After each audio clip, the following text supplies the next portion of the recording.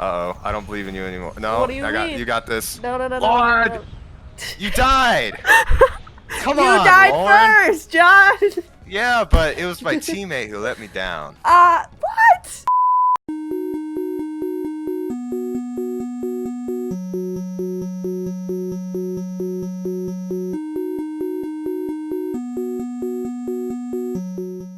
Hello everyone, and welcome back to your favorite show for all things gaming and rarely tech related, Gentoo. I'm John Taylor. And I'm Austin Claypool. Let's get back to normal and see what gaming news we have this week. A young dreamer becomes a Jedi Knight. A Jedi is twisted by the dark side.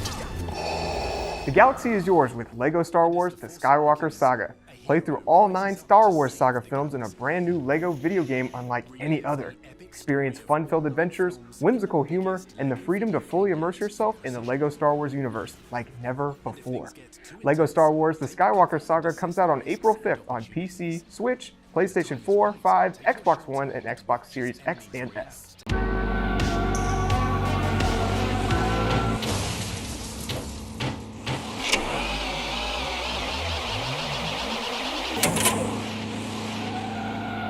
Also releasing this week is Slipstream, a racing game inspired by the visuals, music, games, and cars from the late 80s and early 90s.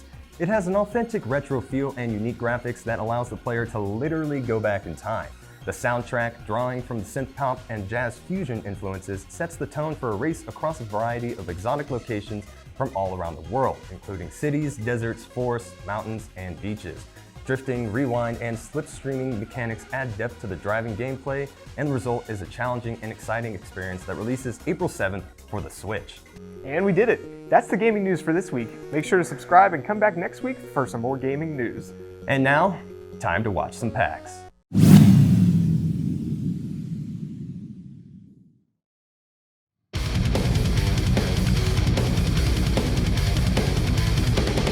Welcome back to On the Leaderboard, a show where I put my speedrunning abilities to the test against some of the best in a video game.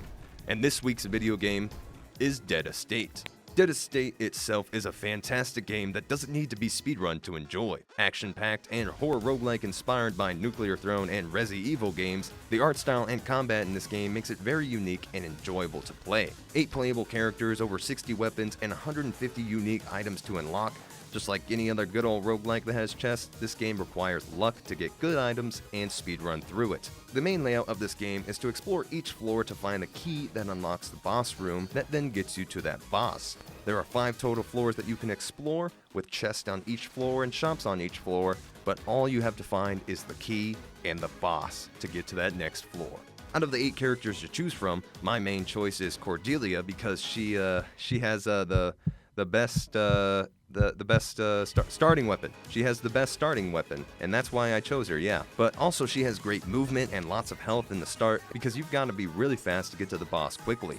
And of course, you got to sprinkle a lot of luck on top of that. So with everything out of the way, let's meet our competitor. Our competitor is first place title holder, Buggle, in this game with a nice 8 minutes flat. Not a bad pace. I know last week wasn't very successful for me and Oreo Cookie, but this is my game and I'm feeling it. And with some feedback from some of the producers, I'm going to get these side by side and have a timer go right in the middle. And don't worry, I'll cut out all the boring stuff. Okay, go! The first floor is actually evenly matched for us, except I got a head start. Nerd. Well, we both make our way very quickly to the key and then to the boss, and it's actually quite crazy how close and similar our runs are in this first floor to getting to the boss and finishing the boss.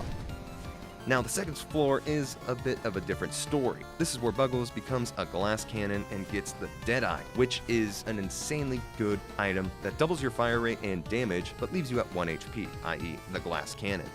Meanwhile, I have nothing to show, and even with starting the boss earlier than this man, he's already up the elevator while I'm still fighting. I see a trend with my speedrunning, being slow. And guess what happened next floor?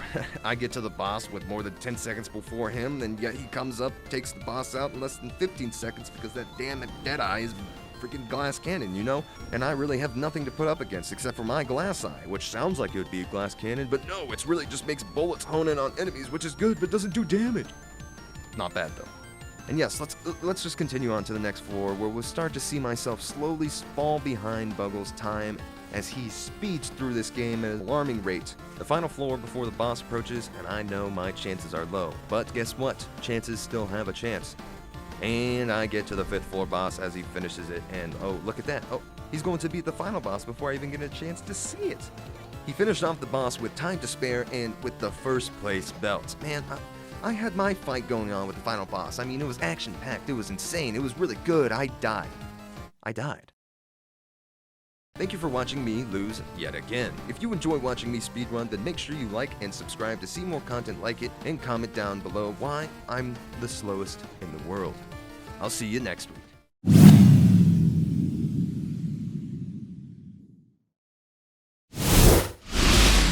Hello everyone and welcome back to The Rundown, your weekly game show in which we cover a new game every week. I'm your host, Garrett Bevans, and we have another fun one with you guys with Fallout 4, released in 2015, so let's get right into it. The world as we know it is gone in Fallout 4, with atomic energy and nuclear power all over the place, and tensions rising between countries. The end of mankind sadly comes to an end. You, the lone survivor, was stuck in a vault who awakens after 200 years to go and find his son, who's been kidnapped from him. While that, you'll explore the Commonwealth and take down bad guys all across the Boston area. Up first, we have the gameplay for Fallout 4. The Fallout has a fantastic way of gameplay. It is an RPG, a role-playing game, meaning by that is you can level up skills, much like I said in Elden Ring last week. However, it's a lot more relaxed this time around. You have what makes you special. In this case, it's your strength, perception, endurance, charisma, intelligence, agility, and luck. All these contribute to your character and make your character and build them. For instance, I like to walk around being a sarcastic jerk to everyone and kind of just making fun of them. Now, I can't wait for the world to end. That's the spirit. I also like to be a tough guy walking around, talking people down and making them shiver in their boots. Stop waving that gun in my face, or it's gonna involve me. Okay, just take it easy. We'll lower our weapons, all right? Another staple of the Fallout series is its VATS targeting system. Vault-Tec Assisted Targeting System is its actual name, and what it does is it allows you to lock onto your enemies and have a certain chance to hit them. It kind of goes into a cool cinematic style as you shoot at your enemies, and it is a little graphic, just be wary when you buy this game. Nonetheless, VATS is a great addition with all your weapons in the game. Up next, we're going to dive a little bit more into the story for Fallout 4. As I said, you get to make your character in this game. For instance, I made me with a cool mohawk and an awesome beard, even though I can't grow one in real life. As I mentioned, you wake up 200 years in the future as your son has gone missing from the vault, as you try to find him and take down the bad guys who wronged you and took him from you. Along the way across the Commonwealth, you will meet a handful of colorful and unique characters, and a handful of companions at that as well, from humans like Piper, a reporter from Diamond City, a baseball field turned into a metropolis for scavengers and wastelanders across the Boston area. You can also meet robots from Codsworth, your butler-like robot companion from before the war, and Nick Valentine, a cool synthetic robot who's also a private eye and will help you find your son. And finally, man's best friend, Dogmeat. Another quick addition I want to highlight on in Fallout 4 is the settlement building system, which was introduced in Fallout 4, and it has carried over to the newest game, Fallout 76. However, that game isn't as good as this. The settlement building system is kind of what you make of it.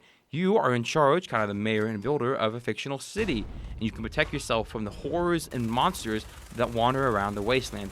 Nonetheless, I have built here in my house, and I have settlers and defenses all around the area to protect them and strive and find a new life.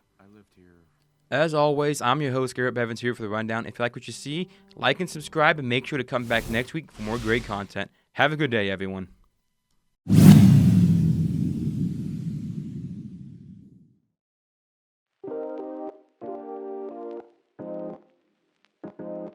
KNWT for Hire is all about sharing a story, a message, and connecting the community. We cover a multitude of events, both within the university and Maryville. We roll in, we set up, and we capture. We're here to offer an experience, not only for those present, but for all.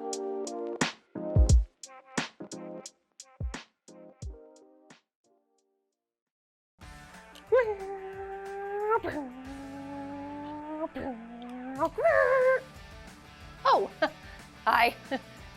Didn't see you there. Transition! This week on Nerd Central, we've got announcements, release dates, and so much more, all in our news segment. Not to mention new installments of your favorite segments, followed by the final round of Phase 2 of the Pixar Tournament. Who will prove to be the better driver in the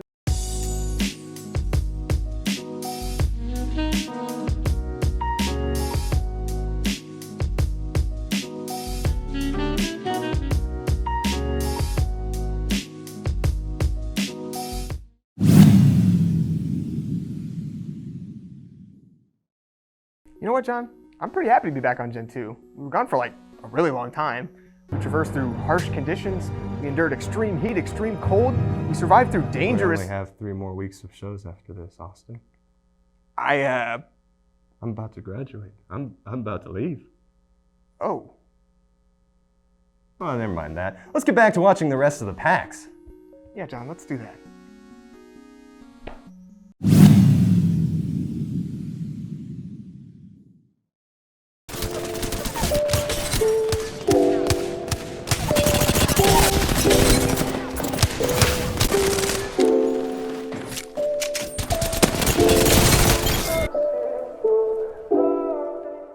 Hello everybody, my name is Brandon and welcome back to Apex and Chill, where I play Apex Legends, chill, give you tips and tricks about the game, and updates on patches. In this week's episode, we'll be taking a look at the different maps Apex Legends has to offer. The Apex games offer a variety of maps for players to play, but for this episode, we're going to be taking a look at the 4 maps that have shaped the game to what it is today. Kings Canyon was the first map introduced into Apex Legends. As the battleground for the first Apex games, Kings Canyon has been through a lot in the last 12 seasons. Located on the planet Solus, Kings Canyon became a hub for research and development, ran by the IMC or Interstellar Manufacturing Corporation. Years later, the Syndicate would turn the slowly growing settlement into a bloody playground, or the Apex games. This map introduces zip lines and balloons, which are things that you can use to get away from enemies faster. The second map released in the game was World's Edge. Introduced in Season 3, World's Edge offered new life to the game along with new players with it. This map is located on Talos, a planet with volcanic activity. Its only settlements included hunters that despised technology, only coming to use it again when Apex legend Bloodhound became their leader and guide. The planet became a hotspot for mining after a rare mineral was found on the planet, which is called Harvester in the game. It became a place for the Apex games after the disaster of Kings Canyon. This map introduces geysers, which can be used like balloons to move places. Apex's third map, Olympus, was introduced in Season 7.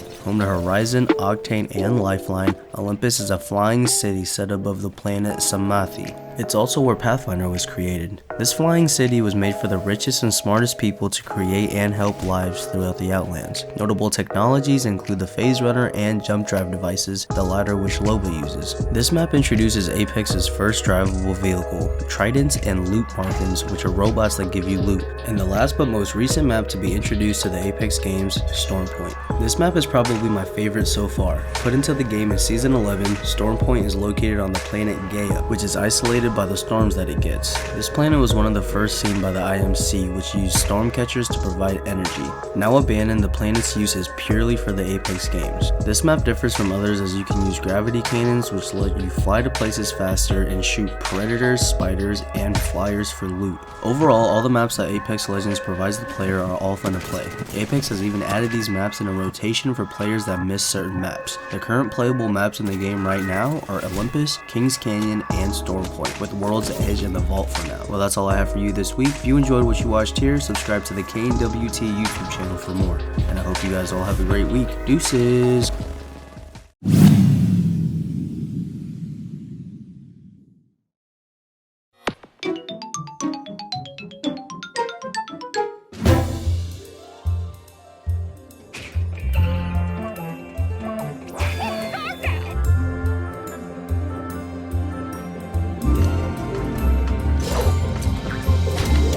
And welcome back to Gamecubed, the show where I dive deep into my favorite childhood GameCube games. As always, I'm your host, Austin Claypool, and this week we'll be wishing our way through the Fairly Odd Parents' Shadow Showdown.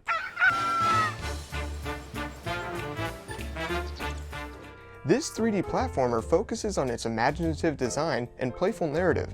This game includes classic Cosmo and Wanda banter, interesting level designs, and plenty of familiar faces. Shadow Showdown was initially released in September of 2004, making it nearly 18 years old. And I gotta say, for it being that old, the graphics somewhat held up.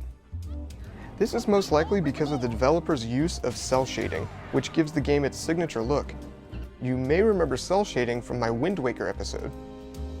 Did you know Shadow Showdown is actually a follow-up game to the original Very Odd Parents game titled Breaking the Rules? But I didn't have that game as a kid, so today we're going to focus on Shadow Showdown.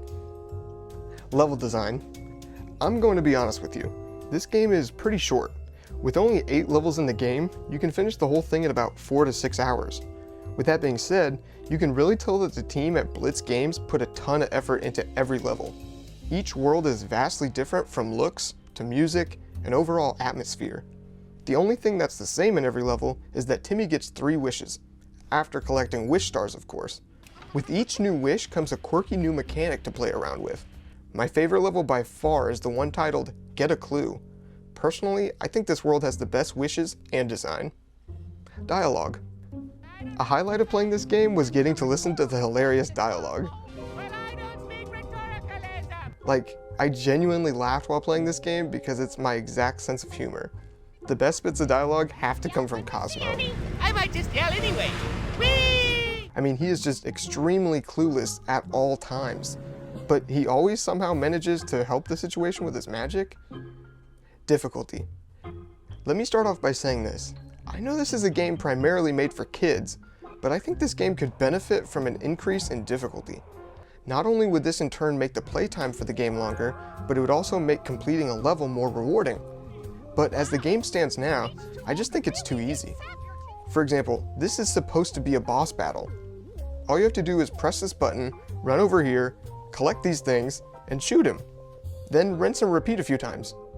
That's it. Anywho, that's all the time I've got for this episode. Make sure to tune in next week for yet another episode of Gamecubed, and leave a comment down below. What would you wish for? Thanks for watching.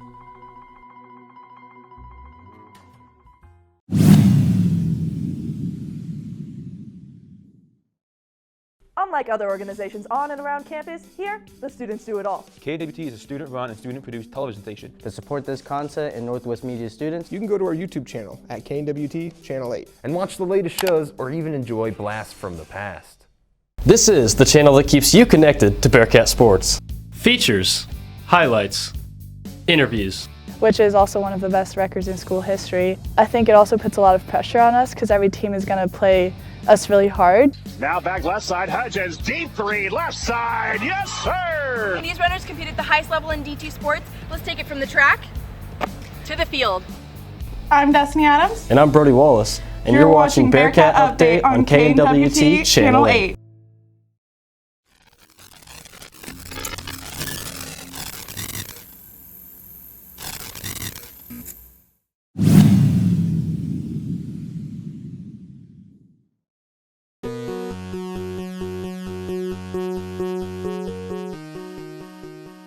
Hey guys, welcome back to Project Delta, where today we're playing Risk of Rain. I'm here with John Taylor. Hello. And yeah, we're just gonna play some Risk of Rain. It's definitely gonna be the fastest speedrun ever. On the leaderboard? Yeah, this is actually on the still leaderboard part 2. You gotta ready up. I'm sorry. Now, for a quick explanation by John Taylor from his old pack, Hidden Gems. Players control a survivor who is stranded on an alien planet. To survive, they navigate through various environments, killing monsters and looting chests to collect items that boost their offensive and defensive capabilities. Over time, the game's difficulty increases, spawning more powerful and dangerous creatures. If not obvious now, this action-packed game wants you to survive in a strange place with monsters that get stronger over time by opening chests and collecting items to last long enough to beat the final boss. Pretty standard for a roguelike game if you ask me. Are you beating me to that? You better not. I'm getting it. Hey. Just because you have goat hoof doesn't mean anything. Actually, it means a lot. You probably could get it. I died. John died. You are bad. What? You got this. I trust you. I believe in you. Uh-oh. I don't believe in you anymore. No, what do you mean? You got this. No. Lord! You died! Come you on, died Lauren. first, John. Yeah, but it was my teammate who let me down. What? I'm just kidding. That's an awful first map. That We'll count was that as a warm-up game. Yeah, warm up. I don't even feel like playing captain.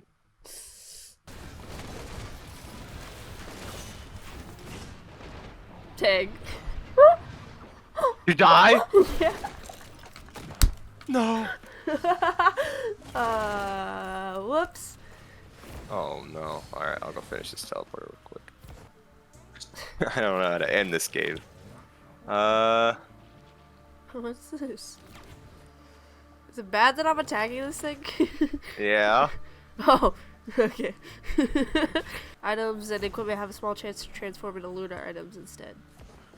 Ooh, not bad. So, are you buying all of them? Lunar items are not always good, Lord. Oh, okay. Oh, whoops. It's actually kind of cool. Should we hit a shrine in the mountain just for fun? You know what that does? Yeah. Okay. Okay, I'm definitely gonna hit a shrine in the mountain for fun. All right, Lauren, wish me luck. Wish me luck, Lauren. About to do a shrine in the mountain boss by myself. Yeah, I'm sorry.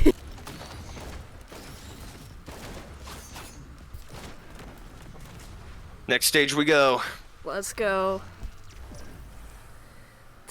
Maybe I won't die. Maybe I will.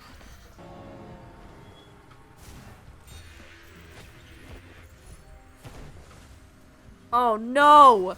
No! Double your health but half your speed? I'm so slow! Oh yeah. Yeah, that one.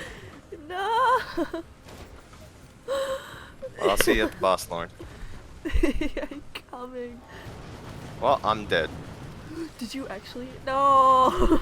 I was coming! No! You got this, Lauren. No, I don't! I'm so slow. I actually can't. Lauren, you've got this. No, I You've don't. got this, I'm Lauren. literally You're the dying. best. I'm literally Let's go. dying. I'm so You're not. slow. You're literally healing. You're actually alive. I know You're still I'm alive. healing. Get out of here. Lauren, this is working out perfectly. It is. You're still alive. No, I'm Lauren, about to die. You're still alive. Lauren, you're not alive. So I think ultimately what went wrong there was lunar items. Yeah. They're dangerous. They're a dangerous thing to play with. That was bad. That was fun though. Yeah, it was fun. It happens to the best of us. Yeah, because obviously we're the best. We are. Yeah. That's why we died. Yeah, that's why we're on Delta this week. You're the Yeah, best. You're the yeah. Yeah, you're the best if you're on Delta, and not That's a how loser I who like the way skips you out. think. I like the way you think. Yeah. Well, that's all we got for Delta this week. We'll see you guys next week. Bye.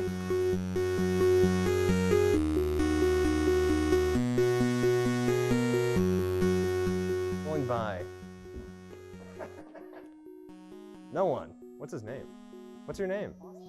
Levi! How would he even know that we're saying cuss words if he doesn't know the cuss words? He knows cuss words. I'm not gonna lie. If he has a PC, a PlayStation, and a Switch, he knows cuss words. Still looking for mine from last week. You shouldn't say that. No. I'm just happy to be back on Gentoo this week. John, on KNWT Channel 8. I'm not that happy to be back on Gentoo. You know, it's a lot of work. I miss Channel 8. You know, we're 90% of the show on Channel 8. Okay, I got this. On Gentoo, we're only like 2 minutes.